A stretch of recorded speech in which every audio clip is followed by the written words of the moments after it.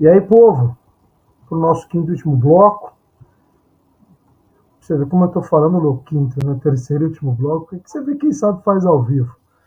Inclusive, eu tirei o quinto. Mas tá bom. Vamos para o terceiro e último bloco. Mas eu sei que a gente está falando de princípios, né? Só para a gente recapitular, né? Vai que você tomou um café longo, a gente falou dos princípios primeiros constitucionais, trabalhistas, falei do indúbio da proteção, com o indúbio para o operário, condição mais benéfica, norma mais benéfica, falamos da primazia da realidade, o qual entendo que é, para mim, hoje o mais importante, falamos da continuidade da relação de emprego, falamos da irrenunciabilidade dos direitos, tá bem? Agora eu vou trazer para vocês alguns princípios finais para a gente matar essas aulinhas. Lembrando que os slides estarão disponíveis a vocês, a gente vai mandar também um e-book, vai ficar bem legal aí, para que vocês consigam acompanhar e estudar, né? Porque o estudo ele é contínuo, né, meu querido e minha querida?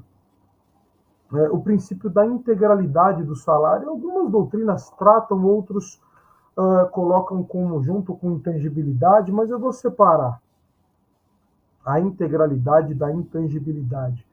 Senhores, a integralidade eu acho que tornou-se, com o passar dos anos, um princípio relativo. Por que eu falo isso? Via de regra, senhores, se você olhar o CPC, o artigo 833, né, salvo o melhor juízo, inciso 4º, parágrafo 2º, ele vai falar a vocês que o salário é empenhorável, salvo pensão alimentícia. Tudo bem, aqui o próprio CPC já estava trazendo a vocês uma excepcionalidade que é para pensão alimentícia. Entretanto, só para comentar a vocês, eu tenho visto decisões penhorando salários, tá bem? Eu já consegui penhora de salário de 20%, 25% para pagar ações trabalhistas sob a égide também, que é verba alimentar. Confesso a vocês que eu, Pedro, tenho dificuldade em concordar com isso. Salvo o caso excepcional, o cara é diretor de empresa. Eu vou citar um caso famoso aí que está rolando por tempos atrás, foi daquele jogador, o zagueiro, que joga no São Paulo, o Robert Arboleda. Ele recebe, obviamente, um bom salário no São Paulo, em torno de 500, 600 mil reais, mais algumas, deve dar quase 800, 700 mil reais, é muito dinheiro, mas teve umas decisões aí sobre o salário dele que estava perdendo 60%, 70%, aí pera lá, né? Por mais que seja vultuoso o salário, ele vai começar também a não conseguir subsistir. Tem que pagar, mas eu acho que é caso a caso e um percentual. Eu não posso também comprometer a subsistência. Ah, mas ganha muito. Sim, mas gasta proporcionalmente, então que você penhore até uma limitação. Mas aqui, apenas dando a vocês exemplos de que esse princípio da integralidade ou a empenhorabilidade salarial, ela nunca foi absoluta, né? Porque o próprio CPC já trazia a regra com pensão, eu sou totalmente favorável, e as outras verbas aí eu acho que deve se analisar o caso concreto e o valor do salário do trabalhador, tá bem? Mais um princípio, né? Princípio da intangibilidade salarial, né? Senhores, o que é essa intangibilidade? A legislação nossa, trabalhista, né, ela proíbe o empregador de fazer descontos abusivos no salário do empregado, bem depois de uma lida no 462 da CLT. Senhores, você só pode descontar se houver autorização do trabalhador, tá bem? Aqui eu só quero que vocês entendam que o desconto de salário ele deve ser acompanhado da autorização, ou até mesmo, lógico, o trabalhador agiu com dolo aí, você tem um escritório, você tem advogados registrados, e o cara foi e jogou seu MacBook da janela porque ficou bravo com uma decisão. Senhores, pode fazer isso, tá bem? Então aqui me parece um caminho que dá para seguir. Agora, entretanto, quero que vocês entendam que às vezes, que nem aquela pessoa meio leiga, ela chega no teu escritório e fala, não, doutor, eu recebo dois salários no mês. Não, não. Ela recebe o salário e um adiantamento salarial. Vejam que o adiantamento é descontado na folha do dia 5. Tá, adiantou dia 20, ganha R$1.000, adiantou 400 dia 20. dia 5 vai receber 600. E vai constar no lerite o adiantamento. Não é que ele recebeu 2 salários, ele recebeu um adiantamento e permitiu que esse adiantamento fosse descontado em sua folha. Outra coisa muito comum é que hoje, eu brinco, eu estou ficando velho, né? Porque o pessoal mais novo não vai saber muito, mas cheque. Né? Cheque é uma ordem, é um título de crédito, né? É uma ordem de pagamento à vista e reinou esse título de crédito reinou por muito tempo. E muitos estabelecimentos aceitavam. Então, vamos supor que aparece lá, já caiu inclusive nos exames da ordem, o posto de gasolina não aceita cheque. E por algum motivo o frentista aceitou o cheque voltou. O cheque veio sem fundo. Senhores, esquece, vai descontar. Estava no contrato. Convênio médico, algumas coisas que o trabalhador deu ao empregador o direito do desconto, ele vai conseguir ter o desconto. Senhores, outro princípio, esse princípio não é discutido, ele é meio, mas eu tenho caso concreto, é um princípio bem delicado. A gente chama de princípio da não discriminação. Né? Eu sempre cito o artigo 7º, inciso 30, 31, 32 da Constituição Federal, mas também vou citar outras coisas a vocês. Senhores, via de regra, eu não posso discriminar o empregado por sexo, cor, etnia. Basta ver que em 2023 o governo teve que promulgar uma lei proibindo a diferenciação de salário entre homens e mulheres. E, senhores, a própria Constituição já proíbe isso. Então, a gente chega ao cúmulo de que tem uma nova lei sobre o óbvio, né? Mas a gente sabe que, às vezes, o óbvio precisa ser dito. A gente sabe que há diferença salarial, é um absurdo, e não pode, gente. Aliás, o que não tem diferença salarial é concurso público, porque você pegar as pesquisas da Getúlio Vargas, aí, da FGV, mostra que mulheres ganham menos que homens no mercado, nos mesmos cargos, é algo totalmente terrível. Então a gente ainda tem uma situação muito absurda, mas é proibido a discriminação e eu vou fazer uma extensão para tudo, raça, cor, religião, etnia. E vou contar um caso aqui, eu ganhei no tribunal, porque ficou provado que não era, e eu quero até depois, podem me marcar no Instagram, vejam se eu estou errado. Eu sempre falo que no direito a gente muda de opinião no dia a dia, e eu agia, a gente vai ter umas aulas de experiência por justa causa, inclusive tem um curso de justa causa. Eu trabalhei muito tempo para uma empresa e, como coordenador jurídico, efetivei muita justa causa. Sei que não é bom, tá? Mas, enfim, um dia a gente senta e toma um café, não, um Red Bull para conversar melhor sobre. Senhores, eu estava na empresa e me liga lá uma loja, um varejo, uma empresa do varejo, a loja me liga e fala: doutor, a funcionária aqui que chegou hoje com turbante, tudo raspado. Primeira coisa que eu falei pro gerente, falei: olha, filho, certifique-se que não é doença, tá bem? Senhores, perguntou para a moça e não era doença, ela começou numa religião. Queridos, religião para mim, aliás, tirando que eu tenho pavor de fantasma, quem já me conhece sabe, pavor, eu acredito, tenho pavor. Mas, tranquilo, religião, nós temos liberdade de crença. Eu, particularmente, acredito em Deus, mas tudo que invoca coisa boa eu acabo acreditando. Mas ele falou que ela tinha começado numa certa religião. Só que, senhores, pensem numa loja, do dia a dia, onde todo mundo é obrigado, todos da loja são obrigados a usar uniforme. Sem distinção. E todos têm que usar as vestes da empresa. Ela não estava usando. E aí a gente advertiu e deu justa causa, porque ela se negou a usar o uniforme corretamente. Ela ajuizou uma reclamatória e falou que a gente teve uma dispensa discriminatória. Na primeira instância, tudo bem, acho que na audiência eu também perdi um pouco a linha. Eu disse, foi discriminação. Eu falei, não foi, excelência, respeito todo e qualquer, mas eu falei, agora o senhor imagina se eu abro esse precedente. E aí ela vem com o turbante, o padre vai começar a vir de beca, o pessoal que acredita numa religião africana vai vir com guisas, o pastor vai vir de terno e bíblia, o ateu vai vir com qualquer coisa, o cara que acredita no cramulhão, Deus me livre, vai vir com chifrinho. imagina, vai virar uma zona, cara. E o juiz entendeu que foi discriminatório. Olha isso, ele deu uma sentença de dano moral de R$ 50.000. O tribunal reverteu, entendeu que não foi e nós vencemos o processo. Nós tivemos que recorrer para o tribunal manter a nossa posição. Então, às vezes, recorram, é importante. Às vezes, não, sempre recorram e acreditem no recurso de vocês. A gente vai falar sobre, mas é importante vocês já entenderem. Então, eu só quero que vocês entendam que não pode ter discriminação com relação a nada.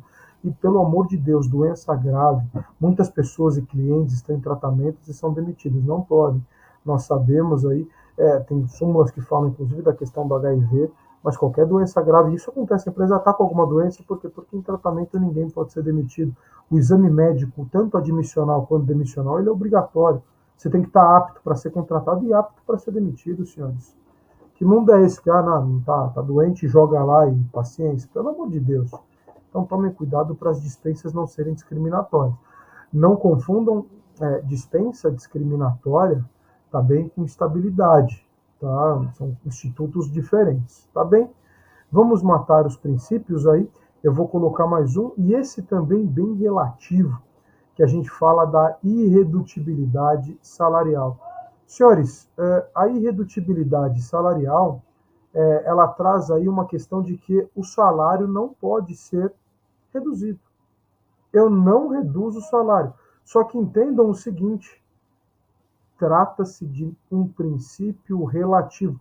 A própria Constituição Federal deixa claro a vocês, o salário é irredutível, vírgula, salvo convenção ou acordo coletivo.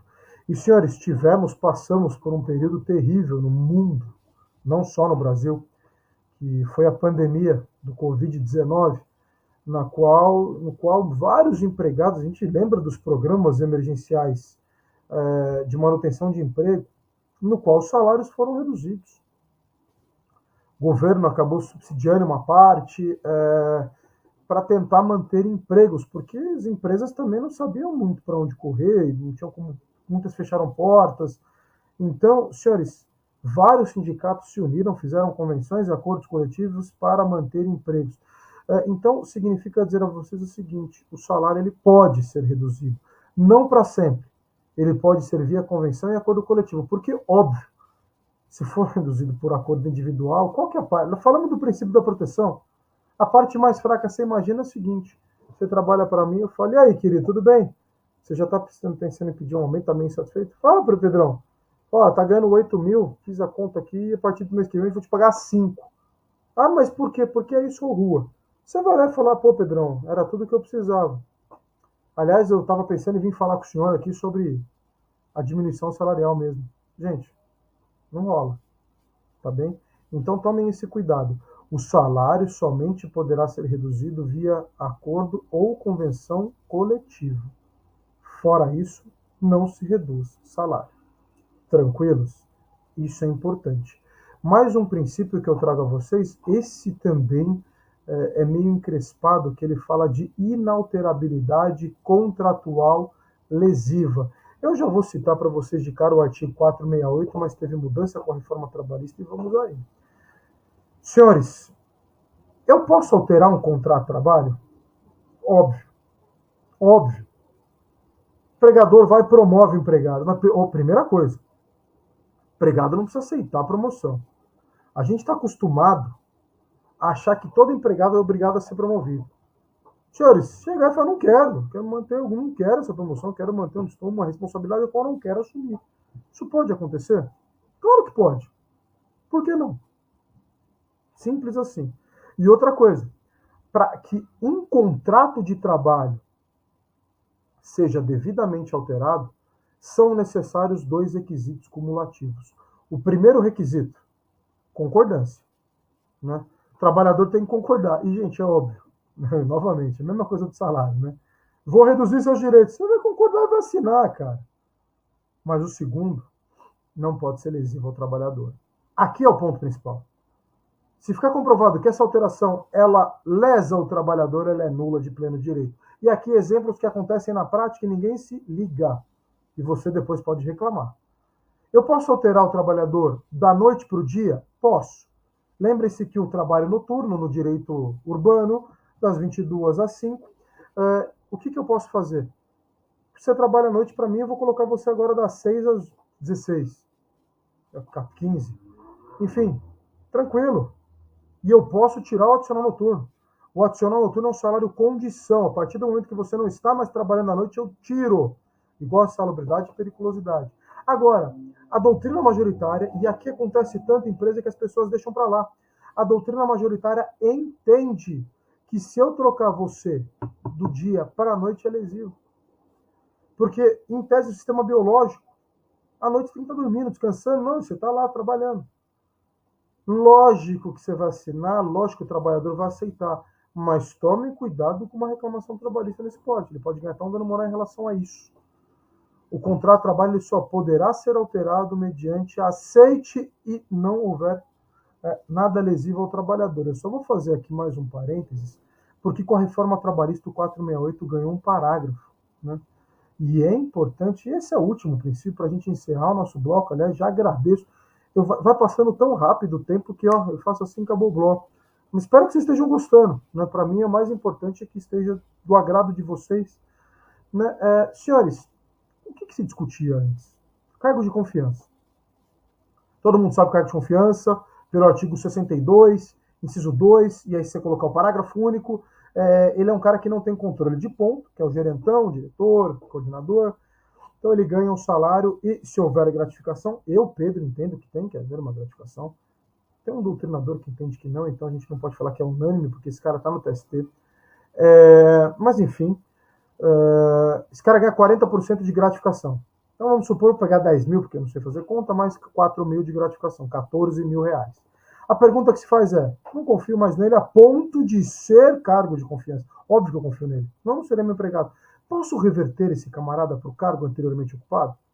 Posso. Assim, tirei você lá da diretoria, você volta a ser coordenador.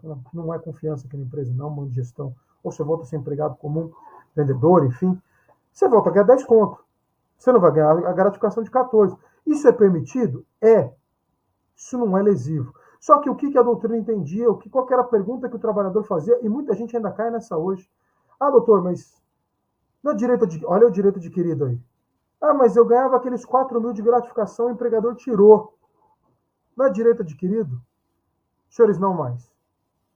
E nem assim era absoluto. Tinha uma súmula do TST, ainda está lá em pé, mas lembre-se que várias súmulas, elas tacitamente, eu posso falar que caíram, mas não caíram de forma formal, porque o TST ainda não pôde fazer isso.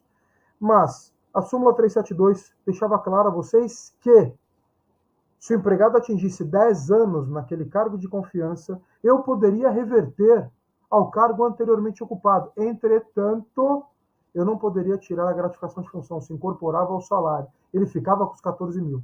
Legal? Senhores, reforma trabalhista, eu sempre brinco, a reforma trabalhista ela veio para um lado empregador. Óbvio que eu posso tirar. Fiquei 30 anos com cargo de confiança, o empregador me tirou. Pode. Até porque vai aumentando muito. Se ele quer te manter na empresa, muitos empregadores fizeram isso, inclusive com a reforma. O cara queria manter o trabalhador na empresa, mas os 40% do salário, o salário já estava muito alto pelos reajustes. Então, o salário lá no topo, os 40% desse salário no topo ficava muito caro para o empregador. Do dia para a noite, ele parou de pagar isso. Muitos empregados tentaram ajuizar a rescisão indireta, não tiveram êxito. Súmula 372 não prevalece sobre o parágrafo 2º do 468 da CLT. Então, senhores, com esses princípios, a gente fecha a parte principiológica do direito material do trabalho. Obviamente, teremos os princípios do direito processual do trabalho. Entretanto, esta é a parte do direito material, o qual encerro aqui e já queria agradecê-los aí pela presença, pelo carinho. Tamo junto, nos vemos mais. Aguardo vocês em aulas. Beijo no coração, fiquem bem. Valeu, galera. Tchau, tchau.